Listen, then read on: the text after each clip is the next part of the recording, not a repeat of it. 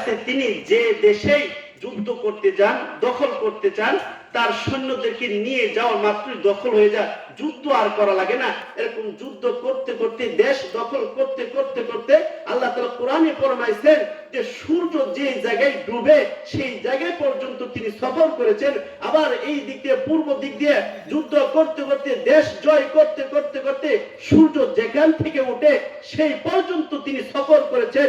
আবার উত্তরের কথা আল্লাহ তাআলা বলেছেন, উত্তর প্রান্ত পর্যন্ত, সীমা মাশরিক মাগরিব, সীমাল জুনুব, গোটা পৃথিবী তিনি জয় করেছিলেন। সেই বাদশাহ যুলকারনাইন সম্পর্কে আল্লাহ তাআলা আরো অনেক আলোচনা করেছিলেন। বিশেষ আলোচনা আল্লাহ তাআলা করেন যে এই পৃথিবীতে এক শ্রেণী একটা গোষ্ঠী আসবে, ইয়াজুজ এবং মাজুজ। এটা লম্বা ঘটনা, বললে প্রায় 1 ঘন্টা সময় লাগবে। তো আল্লাহ তাআলা যুলকারনাইন সম্পর্কে ইতিহাস এখানে তুলে ধরলেন। কাফেরদের আরেকটা প্রশ্ন ছিল যে, আমি ওই সময় বলেছিলাম কিয়ামত একটা প্রশ্ন ছিল, এটা ভিন্ন প্রসঙ্গ। কাফেরদের আরেকটা প্রশ্ন ছিল যে আসহাবে কাফ কারা? আসহাবে কাফ, আপনি এই ঘটনা জানেন? 7 জন যুবকের ঘটনা আপনারা জানেন।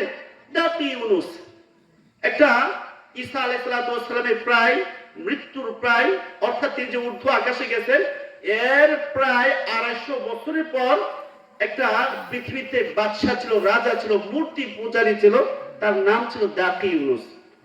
তো তার শাসনের ব্যবস্থা এরকম ছিল, সমস্ত শাসন ব্যবস্থা ছিল শিরকি শাসন ব্যবস্থা, মূর্তি পূজারী শাসন ব্যবস্থা।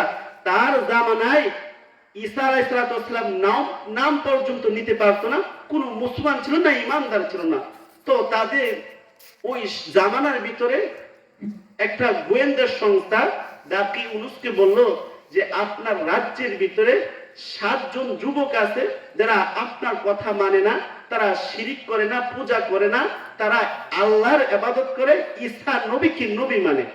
তো দাকি ইউনুস, লম্বা ঘটনা সংক্ষিপ্ত করে বলছি, দাকি ইউনুস পরীক্ষা করার জন্য কি করলেন, একটা ভোজন বিলাসের আয়োজন করলেন, একটা অনুষ্ঠানের আয়োজন করলেন।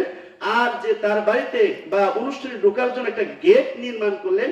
এটা এভাবে নির্মাণ করেছে যেন তার এই গেট দিয়ে ঢুকতে গেলে যে সিজদা দেওয়া লাগে, সিজদার মতো মাথা নত করে যেন ঢুকতে হয়।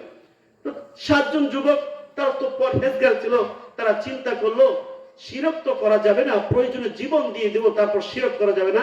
এই 7 জন যুবক এই দাকি ইউনুসের অত্যাচার থেকে রক্ষা পাওয়ার জন্য, ইমানকে রক্ষা করার জন্য সে আশ্রয় নিয়েছিল একটা গুহার ভিতরে। তাদের কি বলে আসহাবে কাফ।